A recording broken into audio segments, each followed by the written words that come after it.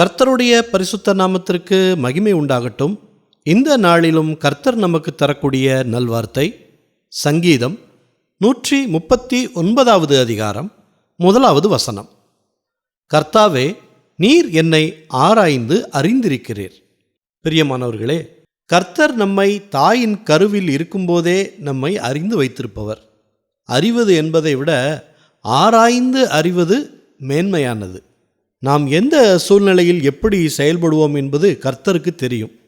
ஒரு நண்பரோடு பழகும்போது அவர்களை பற்றி முழுமையாக நாம் அறிந்திருக்கும்போது ஏதாவது கடினமான சூழ்நிலையில் நாம் அவர்களுக்கு உதவி செய்வோம் அல்லது ஆலோசனை கொடுப்போம். அப்படி ஒரு நண்பரை போல தான் நம்முடைய கடினமான சூழ்நிலைகளில் கர்த்தர் நமக்கு உதவ விரும்புகிறார். நான் உன்னை ஆராய்ந்து வைத்திருக்கிறேன், உன்னை பற்றி எனக்கு தெரியும், என்னை சார்ந்து கொள், உனக்கு வேண்டியபடியெல்லாம் செய்வேன் என்று வாக்கு கொடுக்கிறார் கர்த்தர்.